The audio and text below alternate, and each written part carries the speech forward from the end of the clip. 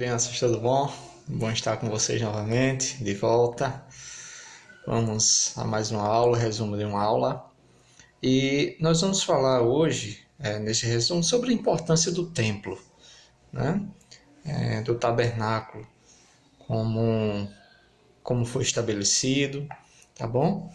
Então, gostaria que você pausasse o vídeo, orasse a Deus, e Deus nos acompanhe e nos dê a graça pelo seu Santo Espírito para esse momento de estudo. Muito bem, vamos lá. Eu queria que vocês abrissem aí, por favor, em Êxodo, capítulo 25. E eu gostaria que vocês lessem do versículo 1 até o versículo 9, tá bom? Nós vamos discutir algumas coisas aqui. E eu gostaria que vocês abrissem também em Êxodo, capítulo 40, tá bom? E vocês lessem apenas o versículo 16, tá certo? A gente vai estabelecer algumas coisas aqui, tá bom? Vejam bem, crianças. A primeira coisa que nós precisamos entender é que Deus estabelece que nós tenhamos contato com Ele. É o nosso Pai, é o nosso Senhor. Então, para isso, nós podemos orar a qualquer momento, nós podemos estar conversando com Deus a qualquer momento. E isso de forma individual, com nossos pais, com nossos amigos e irmãos. Tá bom?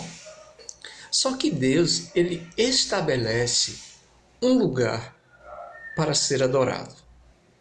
Ok? Veja, se vocês leram aí capítulo 25 e observaram aí o versículo 8, o que é que ele diz aí? Ele vai dizer: e me farão um santuário para que eu possa habitar no meio deles. Nós sabemos que Deus ele é onipresente, Ele habita em todos os lugares. Só que o que é que Deus quer aqui? Deus queria fazer com que o povo entendesse que Ele estava no meio do seu povo, conduzindo o seu povo. Tá bom? Então, quando Deus ele estabelece que o tabernáculo ele seja feito, ou a tenda da congregação seja feita, é para que o povo entendesse que Deus ele estará ou estava no meio do seu povo. Entenderam? E se vocês perceberam outra coisa, não é iniciativa do povo fazer. Vejam a importância aqui, tá bom, crianças? Não é iniciativa do povo fazer. Quem é que manda fazer o tabernáculo? O próprio Deus. Porque é Deus que estabelece as regras de como as coisas vão acontecer. Ok, vejam. Deus ele estabelece um lugar de culto, um lugar de adoração. Hoje nós não temos esse lugar de culto como era lá em Israel, no templo ou na tenda da congregação, ok? Nós vamos ver que nós somos habitação do Espírito Santo, nós somos templo do Senhor, mas nós vamos entender também que estarmos juntos, cultuando a Deus, não é uma opção. É uma regra, é um mandamento dado por Deus. Então, só lembrando, quando Deus ele manda que o tabernáculo ele seja feito, ele estabelece que nós deveríamos sempre, ou que o povo deveria sempre se encontrar com ele.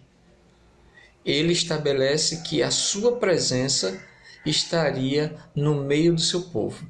Entenderam? E tem mais um detalhe aqui sobre a tenda da congregação, ou tabernáculo, crianças, que enquanto o povo estava peregrinando no deserto, antes de entrar na terra prometida, então eles assentavam o acampamento e armavam a tenda da congregação. Quando eles precisavam sair daquele lugar, então eles desarmavam a tenda da congregação e iam para o próximo lugar e lá eles armavam novamente a tenda da congregação. Perceberam que para onde eles iam, eles levavam a tenda. Por quê? Porque foi ordenado por Deus. Isso é importante porque quando nós vamos ver tudo que Deus ele ordenou, tudo que Deus estabeleceu, Ele estabeleceu para o louvor de sua glória. Então, é importante que nós sabermos que quando o povo ele diz, por exemplo, em Êxodo, o capítulo 40, que eu pedi para vocês lerem, vai dizer lá que Moisés fez tudo conforme a ordem de Deus. Porque a ordem de Deus, ela tem que ser seguida. Os nossos corações são corruptos, porém Deus não. Deus ele é perfeito em todas as coisas. Crianças, fazendo só um resumo rápido aqui, nós vamos ver que tabernáculo significa a habitação. Então, tanto na tenda da congregação, né, que simbolizava a presença de Deus no meio do seu povo, e o povo ia se encontrar com o seu Deus, assim como no templo, que quem erigiu foi Salomão. E para isso eu gostaria que vocês lessem 1 Reis, capítulo 6, tá bom? Vocês vão ler do versículo 1 até o versículo 13, ok? Então, nós vamos ver ali a preparação de Salomão para o templo, né? Como ele estava fazendo lá. Mas os propósitos, tanto na tenda da congregação quanto no templo, era que simbolizar a presença de Deus no meio do seu povo. E que fosse entendido também que Deus ele estabelece algo. E esse algo é chamado de santa convocação. E para vocês entenderem melhor, eu gostaria que vocês dessem uma olhadinha lá em Levítico capítulo 23. Vocês vão ler do versículo 1 até o versículo 44. E vocês vão ver que vai ter as festas de Israel lá, né? E vocês vão perceber, lógico, que aquilo ali estava ainda com o tabernáculo, mas vocês vão perceber lá a referência a algo chamado Santa Convocação, que não poderia ser negligenciada. Era a ida do povo para adorar e cultuar a Deus. Agora vamos parar para pensar um pouquinho aqui. A igreja, ela só existe no Novo Testamento? Ou a igreja, ela também já existia no Antigo Testamento? Pensa aí um pouquinho. Muito bem, se você disse que a igreja também existe no Antigo Testamento, é lógico. Se nós formos entender a questão de igreja dentro do nosso contexto, do povo que serve a Deus, é o povo que Deus separou para o servir, o adorar. Então, sim, igreja existe também no Antigo Testamento.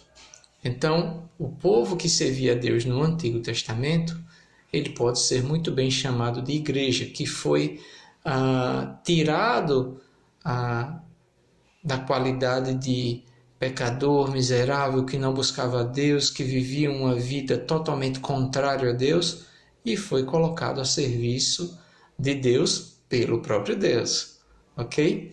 Mas eu gostaria que nós olhássemos uns textos aqui no Novo Testamento. Muito bem, nós passamos pelo tabernáculo, vimos o propósito do tabernáculo, nós passamos pelo templo, vimos o propósito do templo, e agora eu gostaria que vocês abrissem lá no Novo Testamento, primeira carta aos Coríntios, capítulo 6, versículo 19, e vocês também abrissem na segunda carta aos Coríntios, também capítulo 6, deixe-me ver aqui o versículo, e o versículo é versículo 16, tá bom? Versículo 16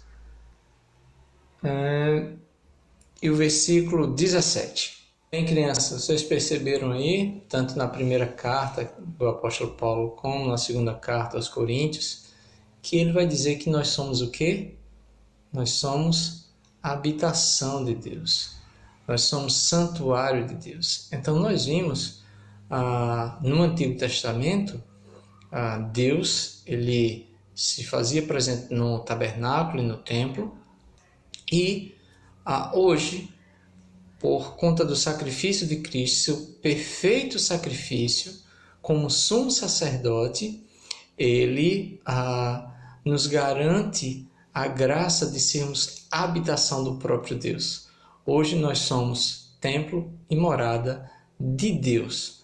Então nós precisamos preservar essa informação. Nós precisamos agir com fidelidade para com Deus, entendendo que nós não somos de nós mesmos, mas pertencemos a Deus e ele se faz presente em nós e no nosso meio. Concluindo, tanto no tabernáculo como no templo havia um lugar chamado Santo dos Santos, onde só quem podia entrar era o sumo sacerdote, uma vez por ano. O povo não tinha acesso ao Santo dos Santos, onde Deus se fazia presente em cima da arca, né?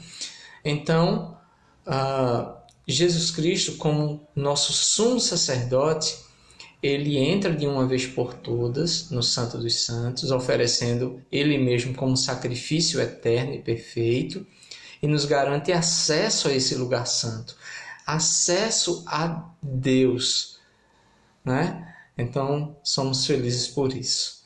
Então, eu gostaria que vocês lessem, por favor, Mateus 27, do versículo 50 ao 51. Eu gostaria que vocês lessem também Hebreus capítulo 9, versículo 11 e versículo 12. E eu gostaria que vocês postassem lá o que vocês entenderam de Mateus, o que significa o véu, e o que vocês entenderam lá de Hebreus capítulo 9, versículo 11, certo? E 12. Pause o vídeo, Deus te abençoe, foi muito bom estar com vocês. Deus guarde cada um de vocês. Ore a Deus.